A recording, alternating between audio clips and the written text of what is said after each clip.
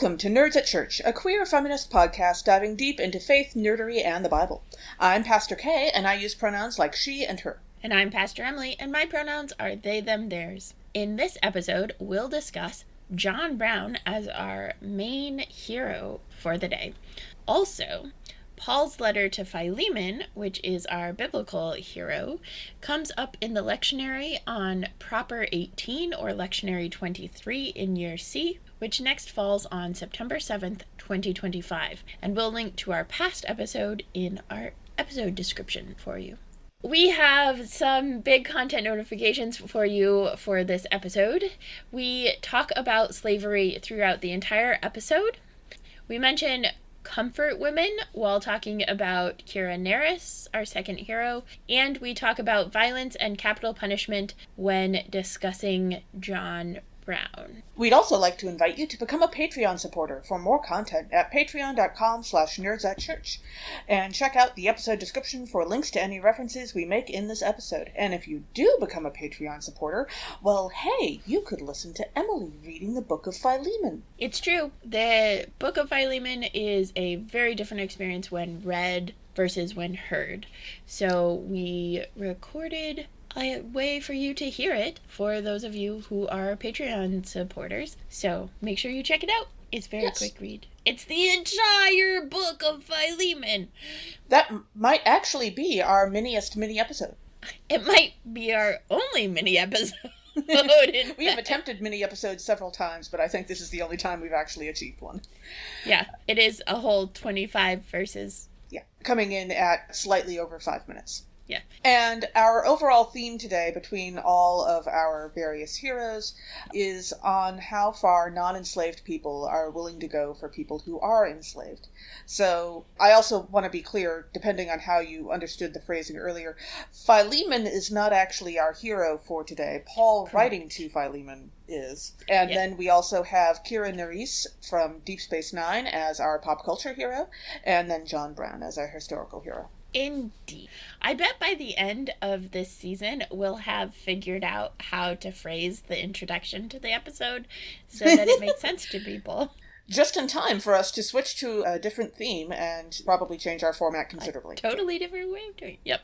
Anyway, as Kay mentioned, part of why we wanted to do the overall theme of how far non-enslaved people will go for people who are enslaved. And it connects to some of the other themes that we're dealing with, especially next episode. But part of it is when we are talking about heroes, a lot of the times we're talking about people who are doing all these great things, but we don't talk about the dynamics of privilege and power and how much risk gets taken for the sake of someone else who has less privilege and less power. And so this is a particular example that works really well for all three of these heroes around slavery. But it's not the only time when we think about this. It's for people who weren't Jewish or Romani during the Holocaust. How far would they go to hide those who were? And not just to hide those who were, but to help them be safe and alive, to risk their own everything. So, yeah, there's a lot to kind of unpack in each of the heroes, but also in the overarching, what does it mean to be a hero? So, diving into Paul writing to Philemon. I'm not going to do a whole deep dive into Paul because we already did that in Easter Year C. So we will link to that episode as well if you want to dig into Paul more. And we are happy to let you dig away. But specifically, we're talking about this letter, which is titled Philemon, which is Paul writing to Philemon about Onesimus. So some just kind of basic info about this letter. It was likely written by actual Paul. So it's one of the ones that we think is an authentic Pauline epistle, as opposed to Colossians, which it frequently gets put together with, which while it's written in Paul's name, it's probably not written by Paul himself. And it is one of the three quote-unquote captivity epistles, which is Philippians, which is also written likely by actual Paul, and Colossians, and then Philemon. It was likely written from Ephesus in the mid-50s Common Era. So this is after Jesus has died, but these are probably some of the earliest writings, right? Sure. When we look at all of what we call the New Testament, the earliest actual scripture we have is from Paul. It's not the Gospels, it's not the other stuff, it's from Paul. And so there are some people who think that, like, the second place option for where Paul is writing from, because he's writing from prison, and so there are a limited number of places. I mean, he was thrown in prison a lot, but still only in a limited number of places. Right. So the other option is him writing from Rome around 61 to 63 CE. The idea that it comes from Ephesus has to do with how close Ephesus is to Colossae, which is the location of Philemon and the others addressed in the letter. And I'm getting a lot of this information from the Jewish Annotated New Testament because we love that. And so if you want to check that out, you can buy it on bookshop.org from our affiliate link, or you can check it out from a library, get your library to buy it, all sorts of things. Absolutely. Listen, if there is one resource about the New Testament that this podcast unequivocally, enthusiastically suggests that you try out, I think it's the Jewish Annotated New Testament. It's amazing. Yep, it's true. So that's a lot of the background for this, but also Paul is writing this letter to specifically Philemon. So when we have the Thanksgiving in verse 4, when Paul writes, "When I remember you in my prayers," he's not saying y'all. This is, again, my soapbox. The Bible should use y'all or some version of you plural when it is you plural, because it would provide so much more clarity in the English. But so when I remember you in my prayers, Paul is specifically talking about Philemon and to Philemon. But it's in the context of a whole community, right? So this is like peer pressure for good, where he's saying, Philemon and all these people who are looking to you to model what it means to be a faithful follower of Christ. Yeah, I love talking about how this is using peer pressure for good. There is a bit in the Lizzie Bennet Diaries, which is a mini-series on YouTube covering the story of Pride and Prejudice as Elizabeth Bennet's video diary, basically, of the story. And it's hilarious. And there is a bit in there where her younger sister, Lydia, understands that peer pressure exists but doesn't really understand how it works, and so her version of it is to poke her sister in the side and say, peer pressure, peer pressure, peer pressure, over and over again. Weirdly enough, it kind of works. Right. Now, every time that I read this letter, I have the mental image of Paul doing that to Philemon, and it's hilarious. Yeah, that is fantastic. So the setup for the letter, right, is peer pressure for good, but also it's in the context of a culture that is very deeply rooted in honor and shame. And so Paul is, appealing to Philemon's better nature, but also is giving Philemon the option to choose honor, while also, warning him that he could shame him into it. He could force him into it, right? For this reason, though I am bold enough in Christ to command you to do your duty, yet I would rather appeal to you on the basis of love. So there's all of this nuance into what Paul is saying that we don't necessarily catch because that's not how we talk, that's not how we function today. I mean, also, when you take into account the fact that Paul is pointing out that he is essentially the spiritual father of both Philemon and Onesimus, and therefore he has a parental relationship with them, some of us have experience of our parents saying, I don't want to tell you to do this, but this is something you're going to do, and you can either do it because I ask you, or because I tell you, but that's really up to you. Wow, my parents did not ever do that, and I am grateful, because that does not feel like a choice. It wasn't a regular thing. Usually it was more about the, showing that you care to another family member who you might be slightly pissed off at the time, and that kind of thing. And so it didn't happen a lot, but every so often special circumstances would show up, and... Yeah. Whew. Anywho... Yeah, so a lot of what Paul is doing, right, reminding Philemon that he literally owes Paul his life as he's sending Onesimus back. So Onesimus, from what we can tell, has been enslaved and is Philemon's slave, and there's a large number of people who consider him to be a runaway slave. It's not 100% clear on that. There's some newer scholarship that kind of pushes back against that idea, claiming that perhaps Philemon sent Onesimus to Paul. Mm-hmm. Yeah, but what we do know is that Onesimus and Paul somehow encountered each other while Paul was in prison, and Onesimus came to Jesus, became a follower of the way, became part of the church. This particular letter is unique because it has been used to justify slavery in the United States. Yeah. And it has been used to advocate for abolition in the United States. So it's a complicated letter because of the context, right? When you read it in context, it is really quite clear that what Paul is trying to do is to get Philemon to free Onesimus. Mm-hmm. In the introduction to Philemon in the Jewish Annotated New Testament, scholar Barbara Geller writes, "Is Paul seeking Onesimus's continued service for himself, as in verses 13 and 14? Is he seeking to ensure that Philemon receive his returned slave with welcome and forgiveness, as in verses 17 and 18? And perhaps, quote, even more, from verse 21, is Paul suggesting Philemon manumit Onesimus, which is release him from servitude, since he is now a, quote, beloved brother to both Paul and Philemon in the church, as in verses 16 and 21. And so that question really gets at, how do we figure out what Paul is even trying to do, what the goal of this letter is, and recognizing that because it is written the way it's written, it can be interpreted and skewed in a variety of ways for a particular bias that someone has. Yeah. And so, it's fascinating. I did not always like Philemon for those reasons, that it's not a clear slavery is bad. Slavery is the only thing that Paul has ever known. He has never known a world without chattel slavery. Although we are perfectly happy on this podcast to say, yes, slavery is bad. Yes. That is a true thing. To be perfectly clear, that's why we're doing this episode. Slavery, bad.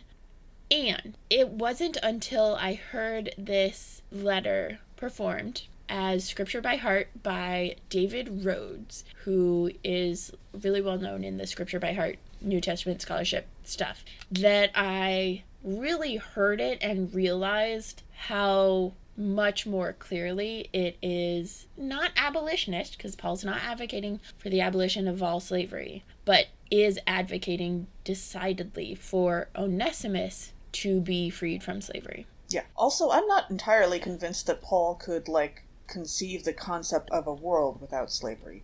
That is not a universe in which... Yeah, that's what they say in the introduction, is, it's not fathomable to Paul at this point to abolish slavery. Yeah. I wouldn't say it's on par with abolishing gravity. I might say it's on par with, us imagining abolishing capitalism. Yeah, that would be amazing. Well, we'd have to figure out something else instead, but yes. Yeah, we could do it. But yeah, it's the water that he swims in, right? And so part of what I love about the Book of Philemon and about this plea that Paul makes on behalf of Onesimus is that, in this country, if we were to, put it in this country, right, in modern day, it would actually be an enslaved person writing to someone to free their slave, right? Yeah. Because in this country, when we abolished slavery, we included a line that says if someone is in prison, they can be a slave. And we have slave conditions in our prison system where people make pennies per hour and everything is exorbitantly expensive at the commissary, making phone calls to home, all of that stuff. So when we think about what does it look like to abolish slavery, to work towards that, we have to think about incarceration in this country, which we dug deep into this with Pastor El Dowd in the first time that she was on that podcast, and so we'll link to that episode as well, but it has to be connected.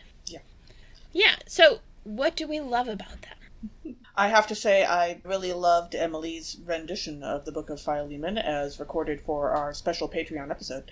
And my two favorite phrases from that were definitely Emily doing the line of, "I, Paul, as an old man," which was fantastic. Also, we don't usually record video, but I kind of wish we had for that because the look on your face was amazing. I thought about it. Yeah. And then also the part of, "I'm not commanding you to do this, but..." Those were great. And now I'm also going to treasure in my heart the image, of course, of Paul poking Philemon and saying, "Peer pressure, peer pressure, peer pressure." So I will also have the peer pressure thing in my head now. Because, yeah, it's really great. As I've said already, love the scripture by heart part.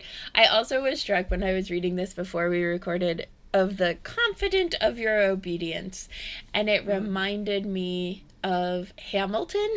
When it's like, "Oh, your obedient servant," while he's like, fomenting rebellion and all of those sorts of things and scheming. Yes. Yeah, so I just love that part. And it is a great introduction to, like, what is the most basic thing that Paul could do for an enslaved person. He writes to the person who has enslaved them or who holds ownership of them and tries to free this person. Yeah. That is, at a very basic level, like, bare minimum, what can you do for someone who is oppressed? Also, hey, modern-day Christians, let's look at this beautiful example of direct communication. Oh my gosh. I mean, it's direct-ish. Hi, please... It's direct for the context. Please free this person. Yeah. Like, that is what you can do, yes. Yep. And it's important to name that we don't hear from Onesimus in this. No. Right.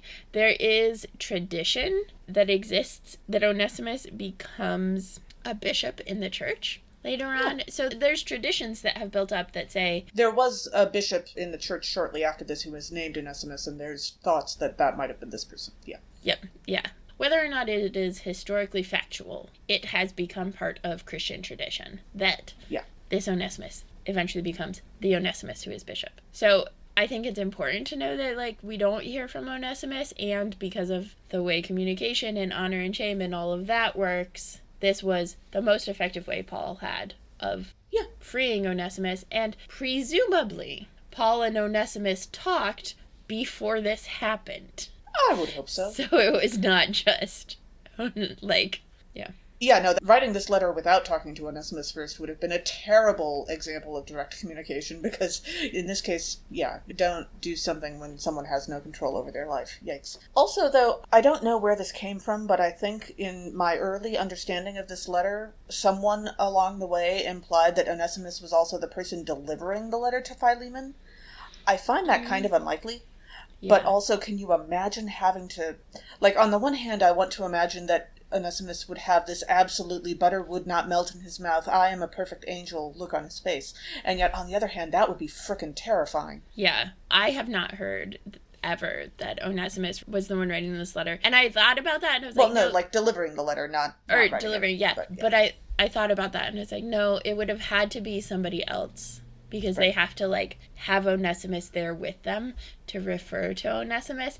And, like, Onesimus coming back by himself risks so much more without someone there to say, "Hey, I got words to tell you about this guy." Mm-hmm. So, yeah. And the tie-in to today's theme, obviously, an incarcerated individual writes to free an enslaved individual who we assume has run away, but also may have been sent or some other reason. Right. Listen, a lot of us have wound up in jail for reasons that are just too complicated to explain, and if Onesimus was one of them, such is life.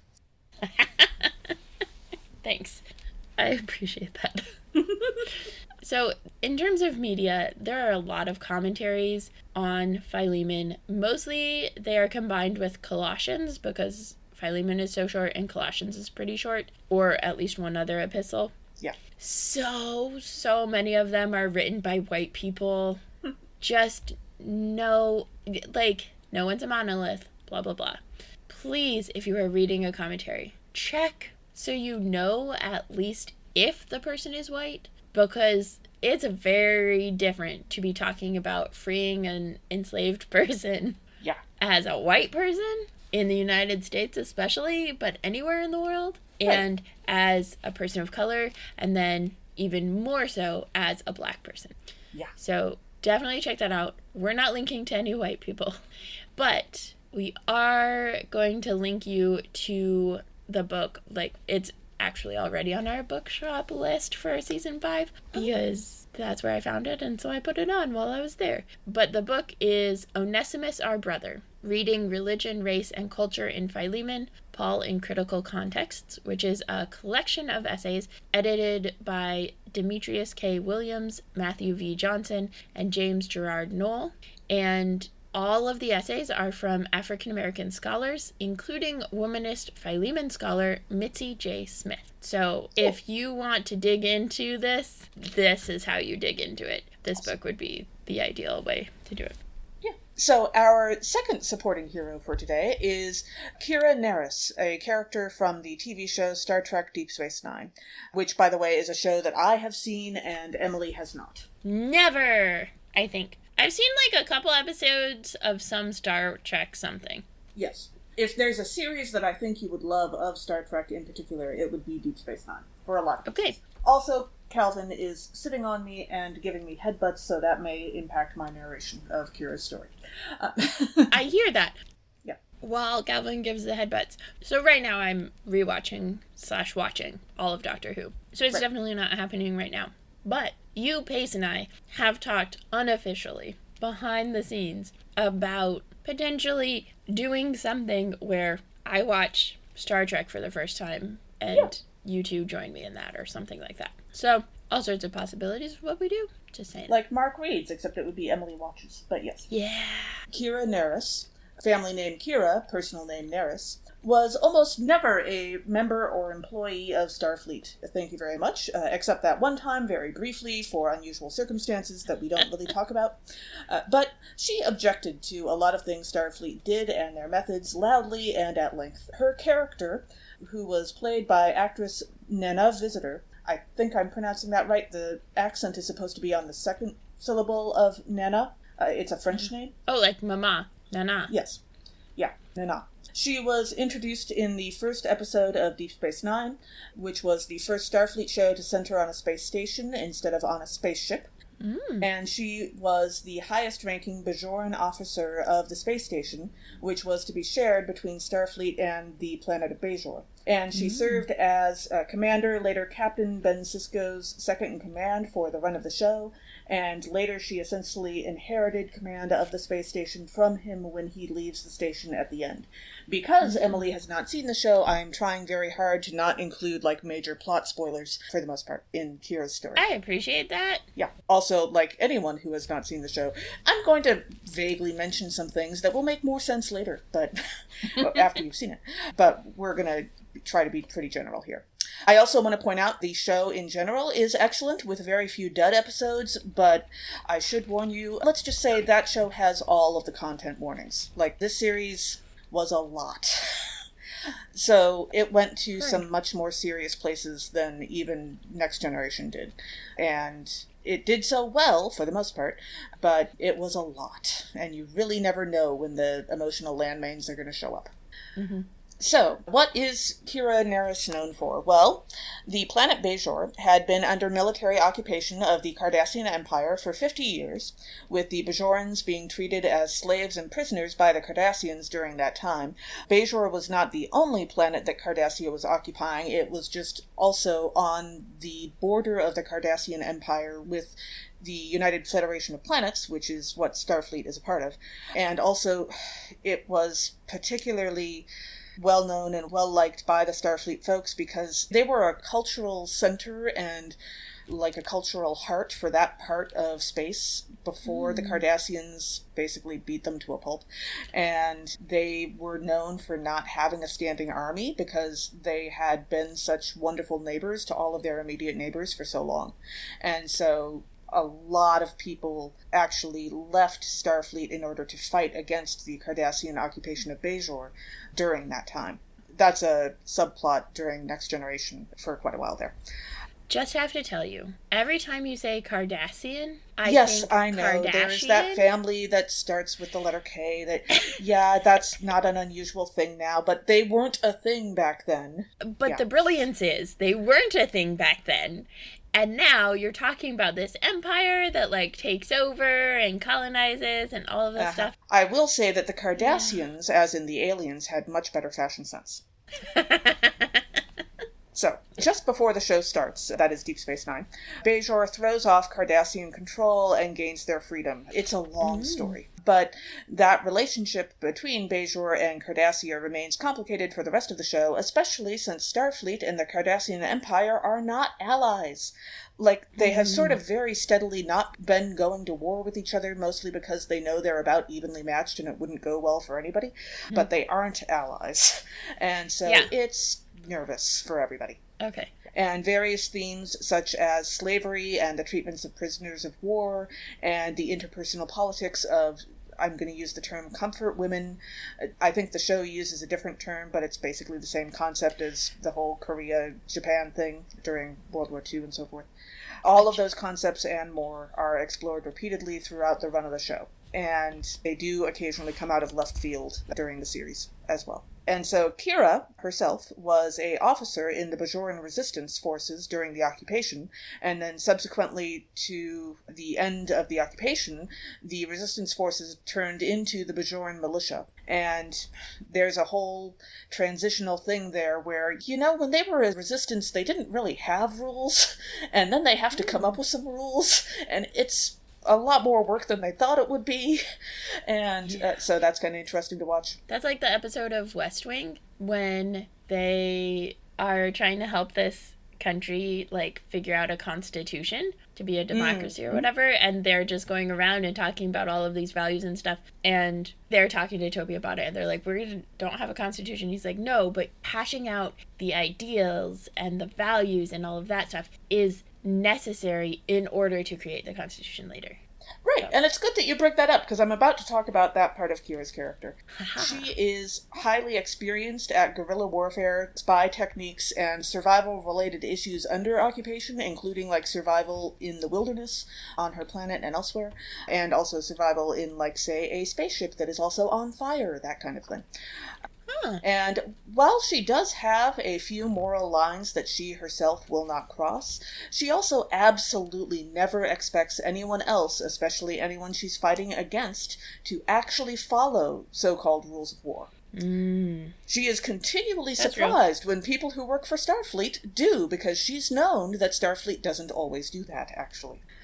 Also, she is way more comfortable with crossing several of the usual rules of war than her Starfleet counterparts are, mostly because when the Starfleet counterparts show up on Deep Space Nine, they send her a bunch of uptight, stuffy rule followers, which she is not entirely on board with. Like, not all of them are, but a bunch of them are. That's kind of a characteristic they were looking for when they looked for people for that space station.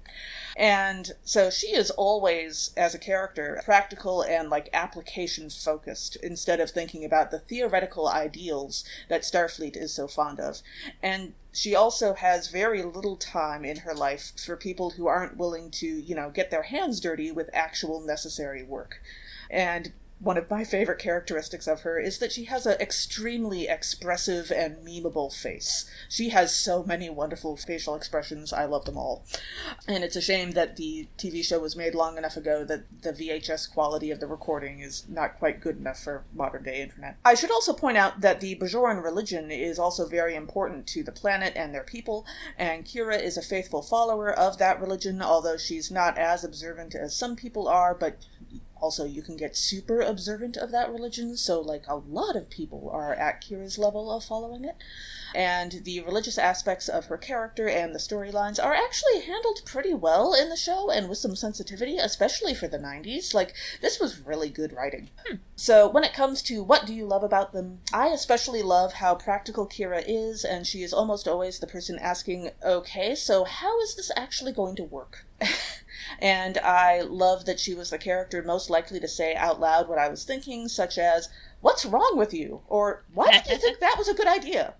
And I think Emily will also be interested in the fact that Kira had a long-term relationship with another character who was an alien of a species that did not really do gender, Odo. Is that the species that you are reborn or whatever in another body? Kind of Oh, thing? no, you're thinking of Jadzia Dax, who also, like, the Trill have gender, but the symbiote part of their species doesn't do gender, but, like, the host part of their species does. Whereas Odo is a shapeshifter who generally presents as slightly masculine because he started working on the station when it was under Cardassian control, and the Cardassians are somewhat misogynistic. They have aspects of misogyny that work differently than humanities do, but they do generally tend to give more weight to men, and so Odo decided to take on a masculine form. But the shapeshifters can, do whatever they want. Odo regularly, takes the form of a chair, so gender isn't really something that applies to Odo, even though he does use male pronouns. Nice. Yeah, for a second, I thought that this was going to be the episode that I know that for a fact that I've watched, but no. Yes, no, Jadzia is also awesome, but honestly, it takes a lot for me to find a character I like more than Jadzia, and honestly, Kira Nerys actually is that character. She is just awesome in so many different ways. Nice. And otherwise, also, while her character did have a couple boyfriends during the run of the show, not counting Odo, because Odo doesn't really count as a boyfriend, her character was very strongly queer-coded for the 90s in terms of how TV worked back then. Yeah, I saw her haircut. Yes. Yeah. She became an icon. Nice. Yeah. So her tie-in for today's theme is that she literally helps free her entire planet from slavery, which is awesome. Amazing. And, yeah. I am excited that she's queer-coded, because, of course. And, just hearing about her, I really like the space that you're talking about of wrestling with particularly rules of war and guerrilla warfare, because that can be so complicated. I mean, we're looking at it right now in Palestine and Israel and the Middle East, and what is okay and what is not okay. And the reality is that we have deemed okay formal military tactics and deemed not okay guerrilla warfare. Right. I would have to say I imagine that watching the show right now with the conflict currently going on there would feel entirely different than it did in the 90s, which, there was lots of warfare going on in the 90s, but it was a different... Yeah. Yeah, if you have, loved ones in Israel-Palestine, this might not be the time to start watching this TV show. I'm just saying. Noted. It's gonna hit like a rock. Yeah.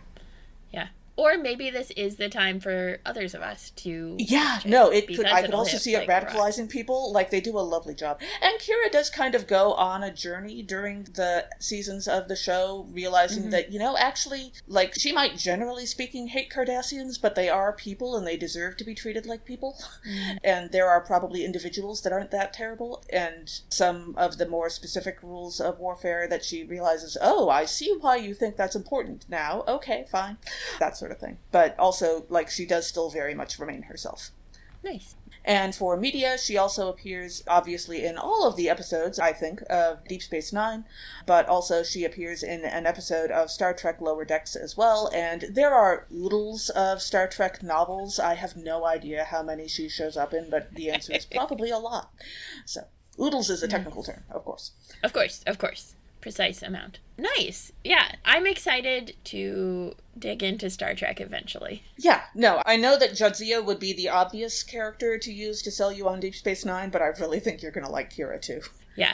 Well, and part of the way that I operate, right, I know that I will get into it, and that means I need to have a certain amount of free space in my life to watch it. Absolutely. Oh yeah, no, this is definitely a show you'll want to binge. And also, it was kind of the first time that Star Trek had ongoing story arcs that lasted several episodes, because Next Generation kind of tried that, but it didn't go very well, but Deep Space Nine has several.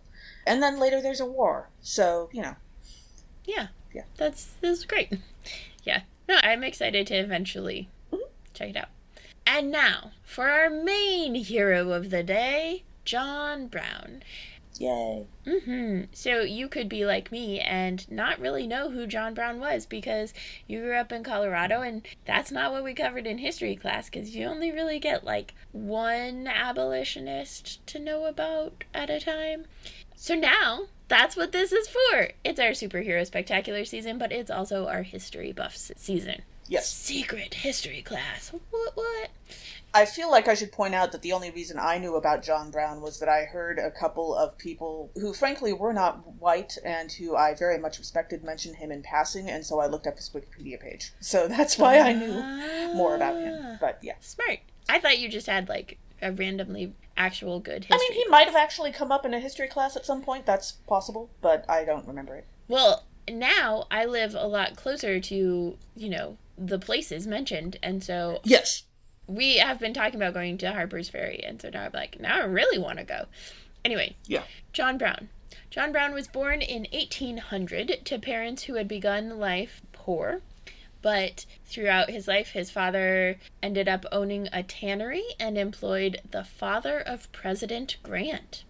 And having learned abolitionism from his father, John Brown passed it down to his own children as well. And he and his sons participated in many anti-slavery actions, many of which included violence, including the Potawatomi Massacre and the raid at Harper's Ferry, for which Brown was tried and executed by the state of Virginia in 1859. And he was the first person to be tried for treason against a state since the founding of the United States. Yeah, and when you hear the story of why, that becomes even more amazing. Yes, and also, he was white, in case you did not catch that yet. That is actually a very big part of his story. Yeah. And also I feel like I should mention that he was a evangelical Christian in the old way of using the word evangelical, and he grew up in a very Puritan religious background, and all of that influenced everything he did. Like, honestly, when I first started writing this, I had to double check that he wasn't actually a preacher himself, because his faith was a huge part of all of his writing and speeches and choices. Huh, cool. Yeah. So these summaries don't really bring that up, but that is the case. Nice. So what happened at Harper's Ferry? The original plan was to steal weapons that were stored in the federal arsenal in Harper's Ferry, Virginia, which is now in West Virginia. And they were going to take those weapons from the federal arsenal and arm the local enslaved black men with those weapons in hopes of starting a serious rebellion against slavery that would then spread, and these rebels would be able to go further south and recruit new people and steal new weapons and supplies, and then those people would be able to go further south, and it would just spread across the country. So, under an assumed name, John Brown rented a house in nearby Maryland, claiming that he was analyzing the area for mining possibilities, which was a thing that had been considered before, so people took that seriously, because he needed a cover reason for why crates of supplies kept being shipped to him. And when visitors came by the house, he would appear to be doing soil analysis tests. And so actually all the neighbors who met him thought that he was a super intelligent person, and he got a great reputation because they were all so impressed at all his science. But actually he was making, bombs and other tools for the raid instead. So he was not actually doing any soil analysis. And so he and his allies eventually gathered together a group of 21 other men besides himself. 5 of them were black and the rest were white, including 3 of his sons, who came to the farm to stay and train. But due to having to conceal their presence from the neighbors, they all spent their days pent up inside the house. John Brown himself and 1 or 2 others would occasionally go out, but they didn't want most people to know that there were so many people living at the house. And so they would train at night and during thunderstorms, so that other people wouldn't be able to see how many people were actually living there. He was concerned about not having a black co-leader for the raid. Like, he did have 5 black men with him, but they weren't really taking on leadership roles. And so he tried to recruit both Harriet Tubman and Frederick Douglass for that role. But Tubman was ill, and Douglass heard the plan, told John Brown he thought it was a suicide mission, and said no thank you. Which is fascinating.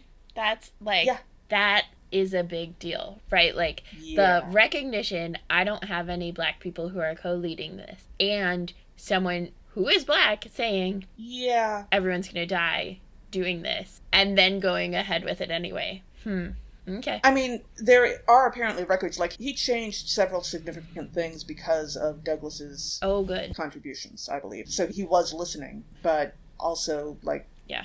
to an extent, yeah, if you're gonna attack a federal arsenal, that does sound awfully dangerous. Yep. So, one of Brown's allies, named Hugh Forbes, who was supposedly helping train Brown's followers at the house, frankly extorted Brown and probably set his plans back quite a bit. On the other hand, Mary Ellen Pleasant, who is one of the candidates for the first American black woman to be a millionaire, because it's either her or Mrs. C.J. Walker. It kind of depends on how you count the word millionaire, basically, is what I understand. But Mary Ellen Pleasant donated $30,000 to Brown, which in 2023 money is the equivalent of $1.1 million. So Oof. that is a ton of money. Yeah. Yeah. And probably there were at least about 80 people who knew about various parts of this plan before anything actually started happening. But the only person who ever knew all of the plan was Brown himself. Even the people living with him in that house. Like, all of them knew different parts of the plan, but none of them knew the whole thing of how it was all going to work. Which keeps the plan more secure. Yes, exactly. That's why he was doing it. On the other hand, that whole thing about how, maybe this is a problematic plan, Mr. Brown, that also comes to mind. And I don't know if you can hear it, but Hobbs woke up and he's meowing excitedly. He is in the I have woken up from my nap and I have been abandoned and left alone and how dare you, I am a poor helpless kitten mood. So first, on October 16th, 1859, John Brown and 18 of his men raided the nearby home of George Washington's great-grandnephew, whose name was Colonel Lewis Washington, but the phrase great-grandnephew is pretty awesome, so I'm just going to keep using that. And the goal of going to that house and raiding it was to free the slaves that were there, and also to take a few historical items that Brown thought would add power to his cause. They also totally kidnapped Colonel Lewis Washington.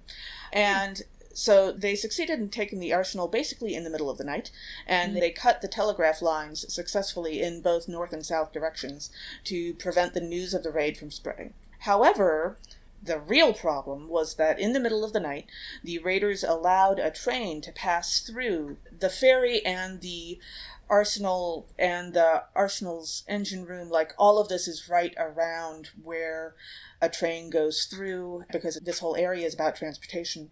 And so they allowed this train to pass through despite the fact that they had already taken the place, which allowed the news to spread anyway. Afterward, Brown called that one choice his one mistake. Also, it was apparently really unusually cold that night, about 40 degrees Fahrenheit, and so that might have been impacting everyone's thought processes. Yeah. And so as Arsenal employees arrived for work later that morning, they were taken hostage.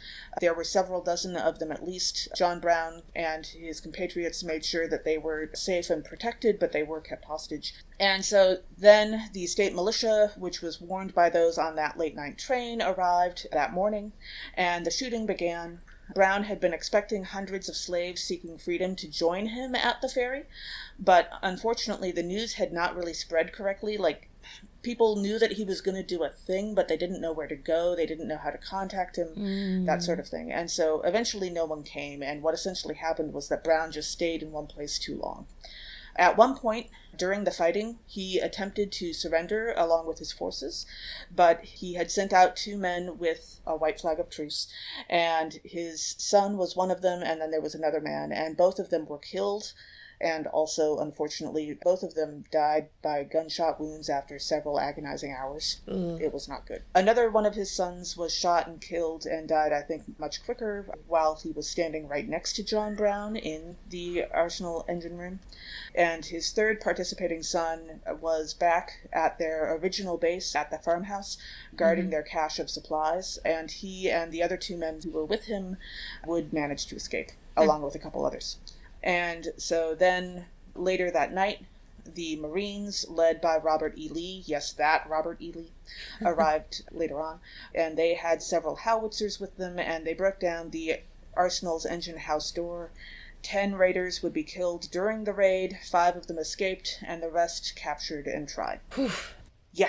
That is a lot. Yeah. And that's fascinating. He clearly made more than one mistake. Yes, the train getting through, a mistake. But not properly communicating, then not getting the word out to those who he was hoping would support the raid, also a mistake. because then it's just a handful of guys. Yeah, interesting. Okay, so picking up from there, after the raid ended on October 18th, John Brown and those captured with him were quickly sent to trial. The first question was, would it be federal or state jurisdiction? But since there were no federal facilities nearby and President Buchanan, actively did not care where the trial took place, it became a state trial, which also conveniently was much cheaper, and it was held in the Jefferson County Courthouse in Charlestown, not Charleston. And there was a great deal of military presence for security purposes from the moment of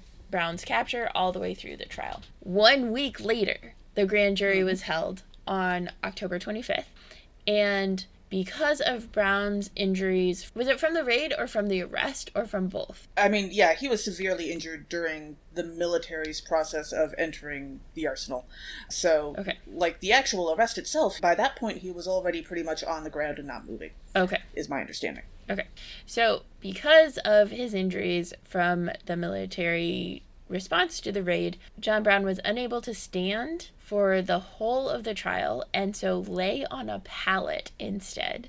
And he asked for a brief delay of the trial for 1 to 3 days to allow him to recover his hearing, because I don't know if you know, but guns are loud, and back in the day, probably even louder.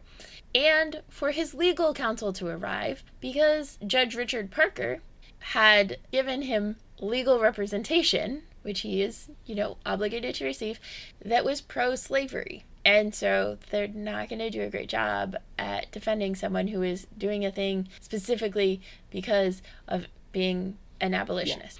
Yeah. And Richard Parker denied the delays, claiming to fear violence from the level of public interest in the events and the trial.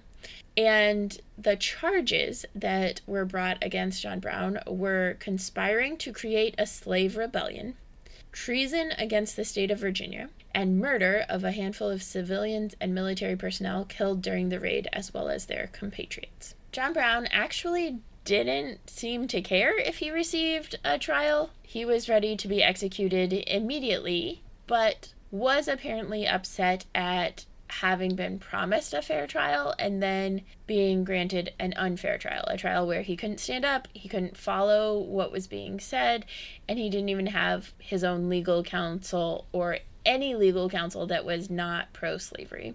And his legal counsel arrived a day into the trial on the 29th and was not allowed time to read the indictment, read the testimony already given. It was like, jump in feet first and go. Yeah. And John Brown refused to use an insanity defense, which is a bold thing because, that was probably, his one shot at getting off on it or not getting killed. And he didn't do it for reasons of insanity. He did it for sane reasons. So the prosecution's main witness was George Washington's great-grandnephew Lewis, and Robert E. Lee filed an affidavit on what happened when the Marines stormed the arsenal engine room and ended the raid.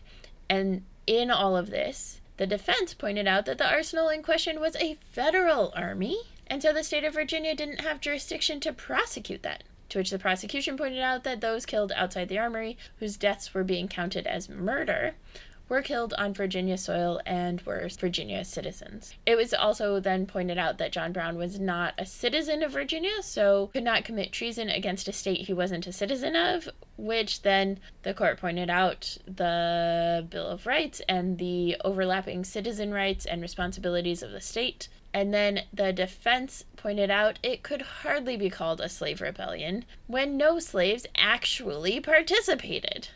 And the court, once again, didn't seem to care about that. And the defense also pointed out that John Brown actually protected the prisoners taken, including George Washington's great-grandnephew, and none of them were harmed. The great-grandnephew replied he'd been forced to watch men die after hours of agony from gunshot wounds, which makes you wonder if it wasn't one of John Brown's kids that he had to watch die after hours of agony from gunshot wounds. So Lewis Washington said that he had to watch people die after hours of agony from gunshot wounds while imprisoned and considered that harm. That part I actually have trouble arguing with. The rest of these arguments sound kind of ridiculous, but that one, okay. It is harm and also. And also, yes. right? Depending on who he's watching die slowly, like... Yeah. Most of this trial sounds completely ridiculous. This is perhaps the one most serious part of it. Yeah. And ultimately, like, the last final thing was that the defense pointed out that 2 men, one of John Brown's sons and the other guy, had been killed under a flag of truce when they had been trying to surrender, but the court didn't care about that either. So, again, proper rules of war not being followed by the military. Yeah. There were also a couple of smaller points the defense tried to make that the court just didn't care about, but at some point I had to, suppress. Yeah. So it took the jury all of 45 minutes to deliberate on October 31st, which is Halloween and Reformation Day.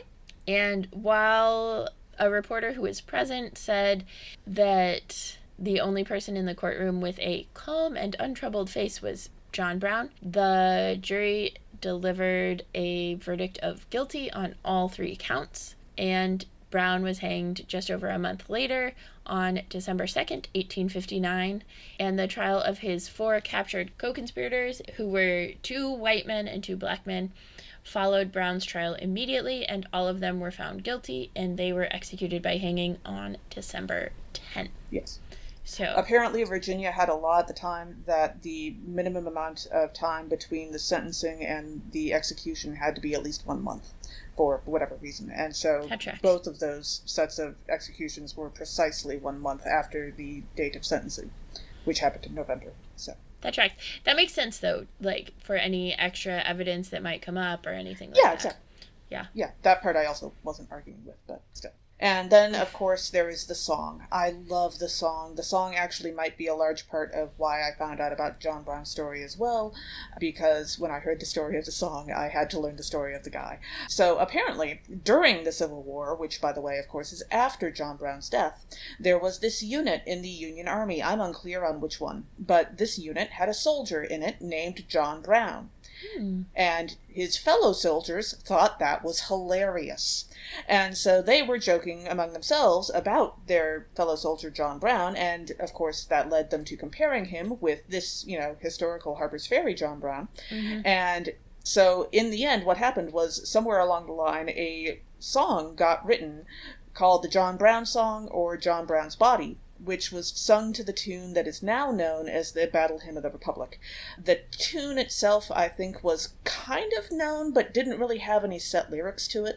It was a tune that had been played for a while, but there was no particular song that was known to go with it at this point. And so the first verse of the song is the line, "John Brown's body lies mouldering in the grave." You repeat that 3 times, and then you finish with the line, "His soul is marching on." So if you've heard the Battle Hymn of the Republic, that's the song you sing that to. And so after the song became well known, so that one verse became like classic. Gotcha. And well known, and became sort of like a tune of the Union Army.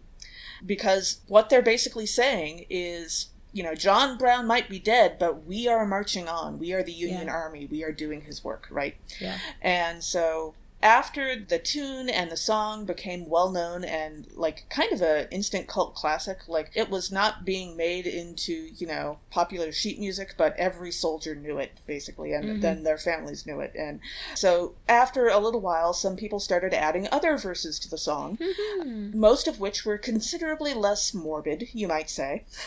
And finally, after a while, a woman named Julia Ward Howe was suggested by someone, we actually don't know who made the suggestion to her, this is an awfully good tune, but it needs more respectable lyrics, so could you maybe write something? And so then Julia Ward Howe wrote the Battle Hymn of the Republic, which since then has become the song that this tune is known for. But originally, this tune was all about John Brown's body. Interesting. I did not realize that. Yeah, so like I said, when I heard this story, I had to find out the full story of the guy. Yeah. And so, what do you love about them? Well, John Brown was a rare free person who was willing to both risk his own death to free enslaved people and also, frankly, willing to kill people to free enslaved people. And as I have talked to people who are not white, unlike myself, both of those aspects have been considered important by folks who are descended from slaves, both willing to die and also to kill others on the behalf of people who are powerless. Both of those are important distinctions. Yeah. Yeah, I love the clarity of call in it, right? He has a clear call to work against slavery, to work for abolition. And then he's superhuman, right? He is a very human. Yeah. If you've ever seen a picture of this guy's face, I have to say that in terms of, like, determination in a face, he is right up there with Abraham Lincoln. My goodness. Okay. I did not know that. But I think also, like, yes, human. And, like, Frederick Douglass was right. Frederick Douglass looked at his plans, said, that's a suicide mission. And he made changes, but missed enough things that Frederick Douglass was right. There was no saying alive. And that was not his goal, right? He clearly was at peace with that. He clearly knew it was a good chance. There's a question of how much everybody else knew. Like, everybody else knew there's a chance of being killed, but did everybody know how great the chance was of him being killed? For example, one of the black men who joined with the 21 guys, I have no idea if he actually wound up at the ferry or not, because I couldn't figure out who was who on that score. But one of the black men who joined him actually was with Frederick Douglass when Frederick Douglass came to talk to John Brown, and the other black guy said, actually, no, I'm going to go with this. I'll stay. And Frederick Douglass left. Yeah, so I love that we have someone who is literally putting his life on the line, and also someone who's really real. Yeah. If we wanted to send someone back in time to offer some strategic suggestions and maybe some communication options. Yeah. Tie-ins to today's theme. Slavery bad. Slavery bad. Abolition good. Listen to black people. Murder also bad, but also, like, under these circumstances... Murder complicated? Yeah, I don't, Also, I think it's interesting that they called it murder. Because from a legal perspective, murder has intent with it. Yeah, there's a few different situations of what happened. On the one hand, like in America today, if you are charged with a felony and someone else was killed, even if they were, like, doing the crime with you in the process of committing that felony, then you are charged with their murder. And so I think some of it was that. There were a few military personnel who were there to fight against John Brown's people that died. I don't know that that really counts as murder, but the court was totally counting it that way. And then the civilians who died are more complicated because, like, one of them, the very first guy who died, actually, this is a tragic story, in the middle of the night when John Brown and his compatriots took over the arsenal. Like I said, there's a train track right there that the train would later go on. There was a baggage handler who was on duty that night who heard the noise, and, like, it wasn't clear, I guess, at first, mostly because the arsenal, there weren't people there at night. It was just locked up. And so it wasn't clear at first what was going on. And so the baggage handler came out to look around and see what was going on and, like, you know, are the raccoons back knocking over trash cans or something like that? And John Brown's people saw him, told him to stop. He did not. He kept walking away. They shot him in the back and he died. And he was also a freed black man. And he was the first person to die at Harper's Ferry.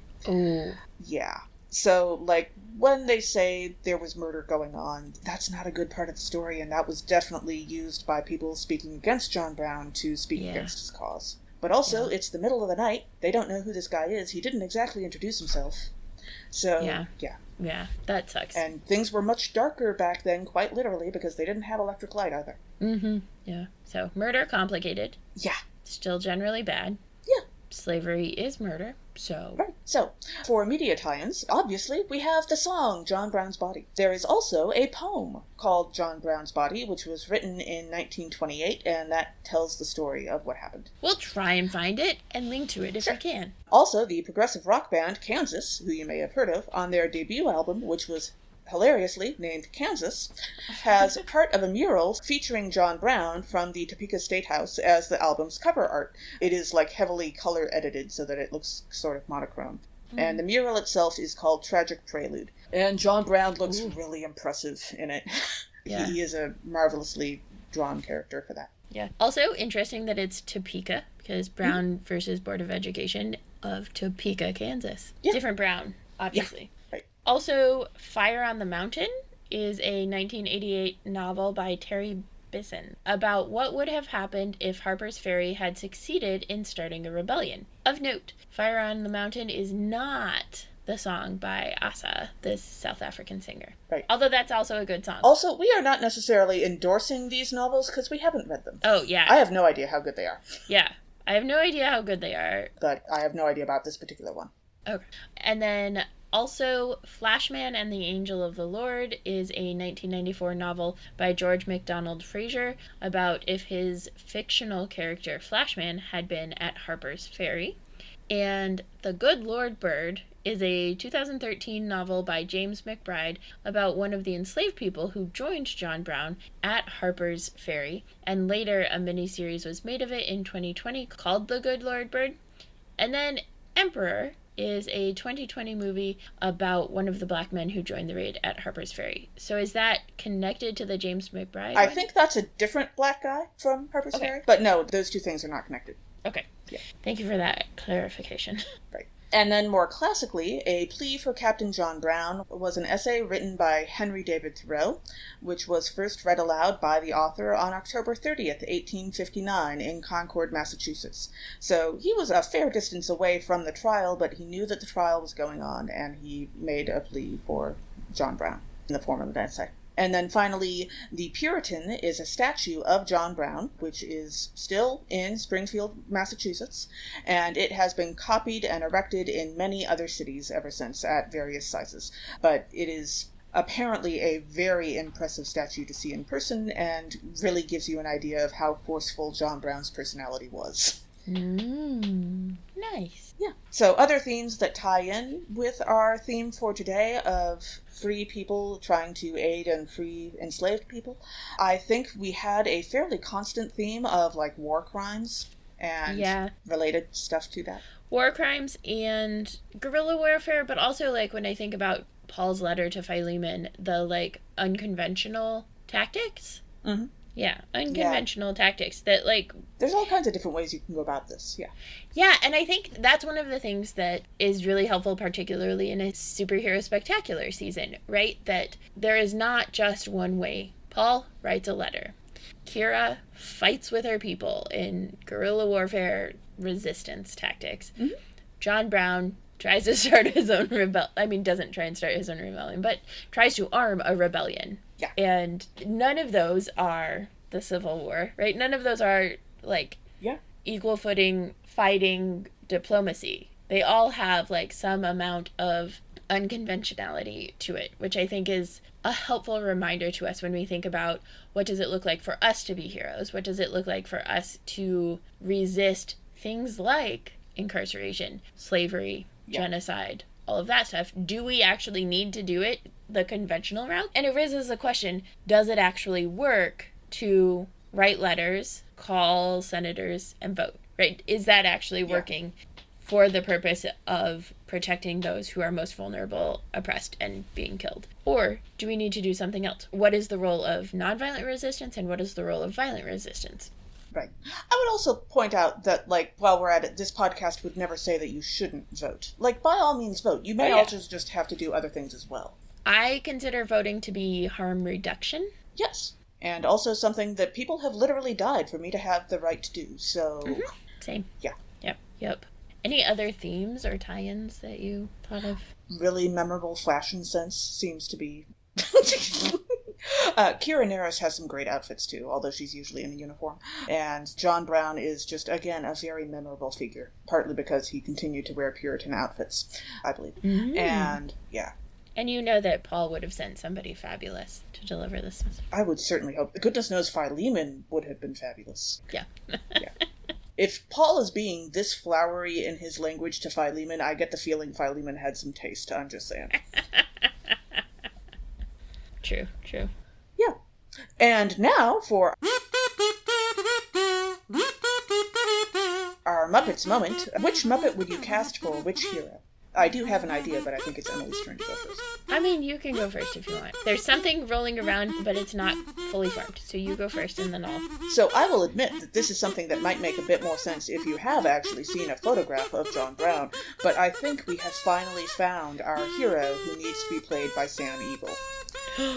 The cheekbones are absolutely on par. Like, that is exactly who that needs to be. There is definitely the force of personality and the patriotism and the importance of Americanism and everyone being equal. And the beak! Yes. Yeah, John Brown has one heck of a nose.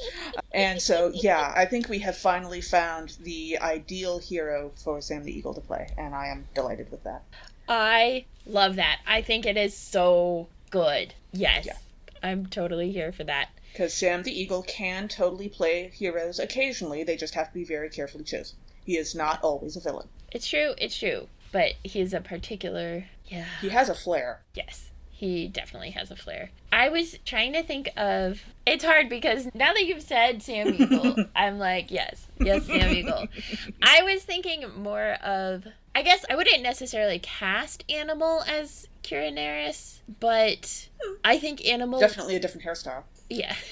I think Animal would be really great at guerrilla warfare. I think Kira Nerys and Animal would be having a fabulous time together. Yeah. Animal could totally be one of Kira's seconds during the war. Yeah. And during the occupation. I think she'd love that. Also, I don't know that her character plays a musical instrument. I don't think she does.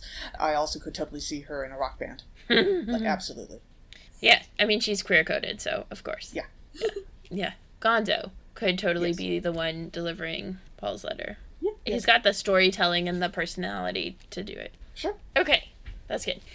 Thank you for joining us, dear nerdlings. Our theme music was by Rachel Meyer-Lachlan, our Muppets music was by Brenda Boss, and our seasonal artwork was by Pace Warfield. Catch us next time when we'll dive into making space and amplifying others' voices with our special guests, Reverend Angela Kabeb and Reverend Jenny Sung, who are editor and contributor, respectively, to The Call to Allyship, which is an awesome newish book out, and we're really excited about it. Yeah. And our conversation with them was already recorded and was fabulous. So we already know it's going to be a great episode for you all next time.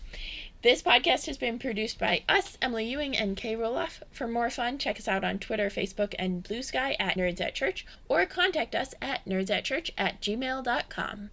Also, if you like what you've heard, rate us or leave us a review on Apple Podcasts, Facebook, or wherever you catch your podcasts. If you want access to our uncut episodes, merch discounts, movie commentaries, and more, support us on Patreon at patreon.com/nerdsatchurch. Starting at just $5 per month, it's cheaper than fomenting and trying to create a rebellion and/or end a military occupation, either way. Truth. Please don't attack any federal arsenals while saying that we told you to. We did not. We have not told you to attack any federal arsenals. Yeah. So. We're not asking you to incite violence, but nonviolent resistance, go for it.